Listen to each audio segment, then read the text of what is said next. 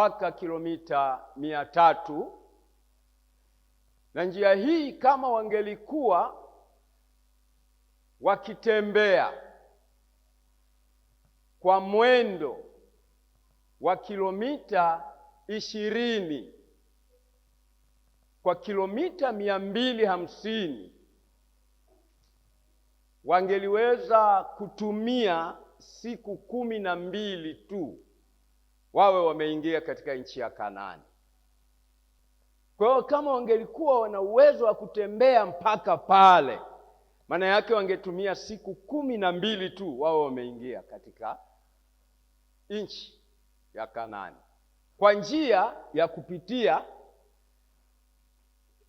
kwamba bahari ya Mediterranean, alafu wakapita katika nchi ya Wafilisti na wakaingia tu katika nchi ya Kanaani. Kama ingelikuwa ni kilomita 300, kutegemea wapi wanaanzia. Kama wanaanzia Ramses au Gosheni, kilomita 300, na wanatembea kila siku kilomita zisizozidi 20, wangetumia kwa kilomita siku 17 tu wao wameingia. 17 tu. Lakini Mungu hakutaka kuwaongoza katika njia hiyo fupi. Tutaona sababu zake za msingi. Njia ya pili ni ile ambayo ndio tumesoma, Mungu akawaongoza njia ndefu. Biblia inatumia njia ya kuzunguka ambayo umbali wake ili wafike nchi ya Kanaani ilikuwa mara 2 ya njia hii fupi. Hii njia ilikuwa inapitia kutoka Misri, unaambaa pembezoni mwa bahari ya Shamu kuelekea mpaka kufika mlima Sinai, kisha kuingia katika nchi ya Kanaani. Ilikuwa kama kilomita 500 mpaka kilomita 800, na hapa wangekuwa wanatembea kwa mwendo wa kawaida kuzimaliza hizo kilomita 20, wangetumia siku 25 mpaka 33.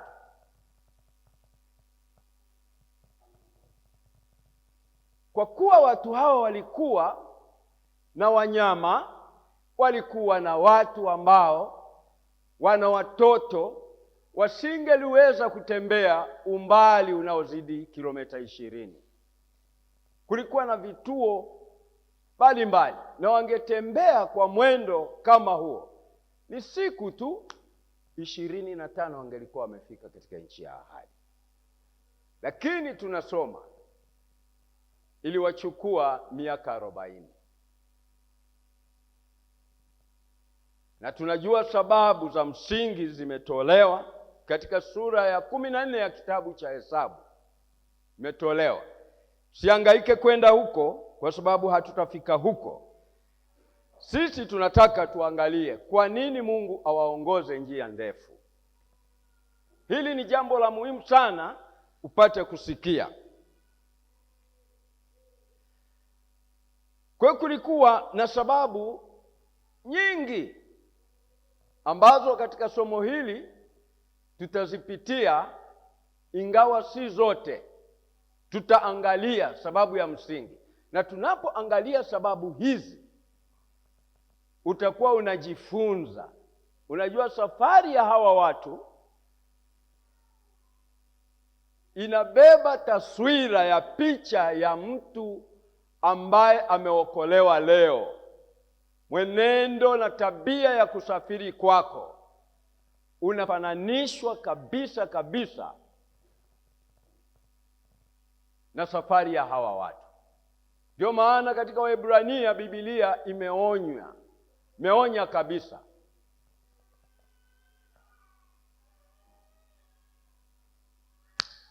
Kulikuwa na sababu za aina mbalimbali, lakini sababu ya kwanza kwa nini Mungu awaongoze njia ndefu tunaipata katika sura hii tuliyoisoma, ambapo hapa imetolewa sababu moja tu, lakini kuna sababu kadha wa kadha kwa nini Mungu awaongoze kuzunguka njia ile walioipitia.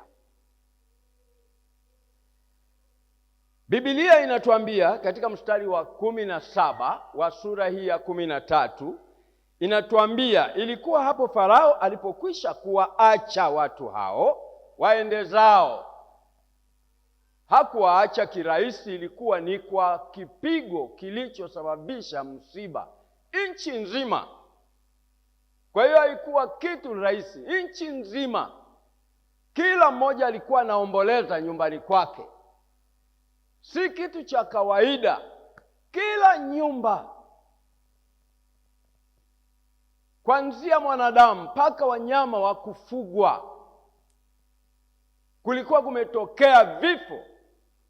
Ndio kitu hicho kilichosababisha Farao awaache. Biblia inasema kuwaacha, lakini waliondoka wakifukuzwa, ondokeni, maana nchi yetu imekwisha. Ni kwa kuwa kila nchi, kila mlango, kila familia ilikuwa na msiba. Kwa hiyo hakukuwa na mtu ambaye angeenda kuomboleza kwa mtu mwingine.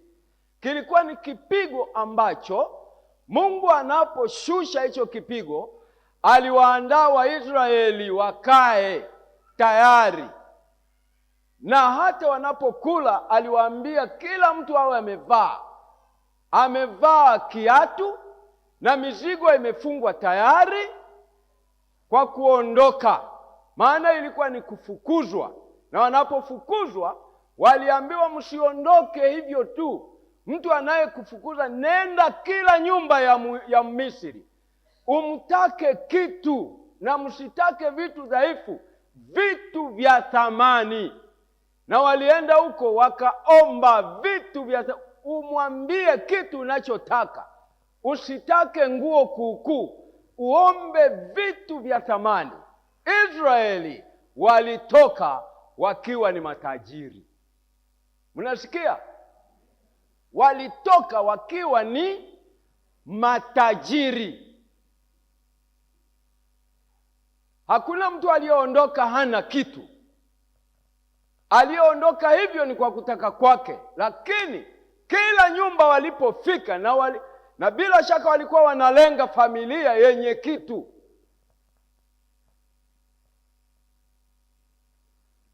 Akifika tu nataka kitu, yule mtu alitoa.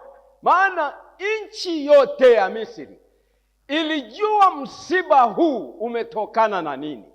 Umetokana na mzigo wa kuwashikilia watu hawa. Kwa hiyo walipewa, wakaondoka. Biblia inasema waende zao. Mungu hakuwaongoza kwa njia ya nchi ya Wafilisti, ijapokuwa ilikuwa ni ya karibu. Maana Mungu alisema hivi, wasije wakaghaili watu hao hapo watakapokutana na vita na kurudi wapi? Misri. Mnasikia? Sababu ya kwanza kwa nini Mungu anawaongoza wazunguke njia ndefu, wasipite hii njia ambayo ni ya karibu, ni kwa sababu Mungu alipowaangalia, alipowatazama, aliwaona ni watu ambao hawakuwa tayari kupigana vita ili wasonge mbele waingie katika nchi ambayo Mungu amewapa.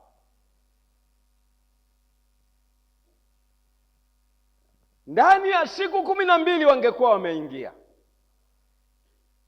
lakini Bwana akaona hapana.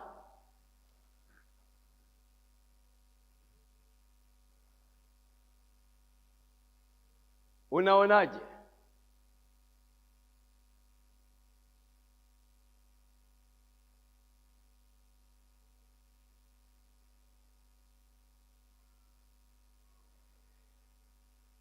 Kabla hatujaanza kuangalia mambo yaliyomo katika jambo hili, kwa nini Mungu asiwapitishe hapa?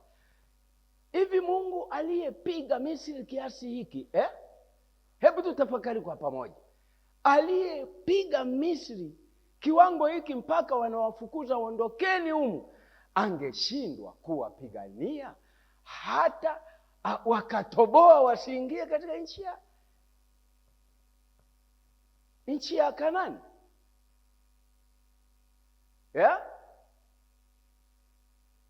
Eti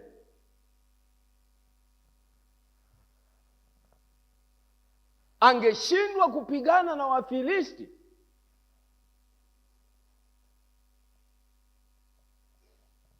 Shida ni nini?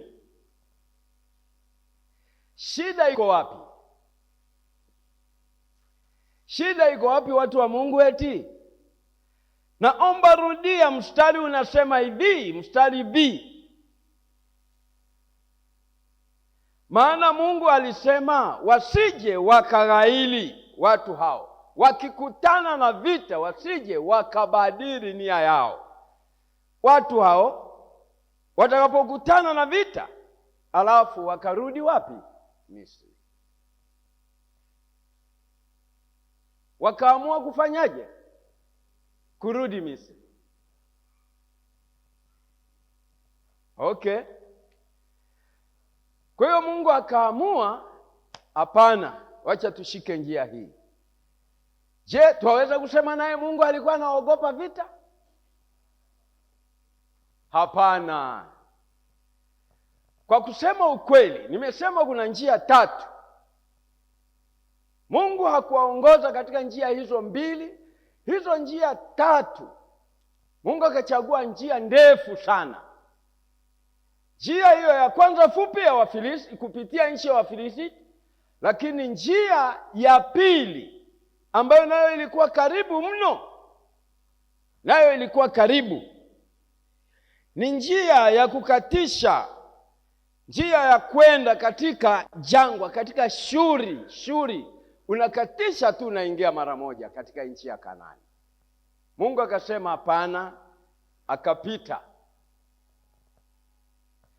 Mmoja asome Isaya 55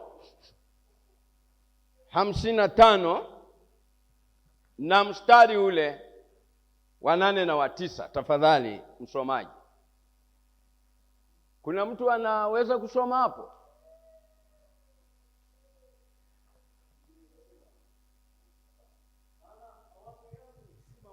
Maana mawazo yangu si mawazo yenu, wala njia zangu si njia zenu. Wala njia zangu si njia zenu.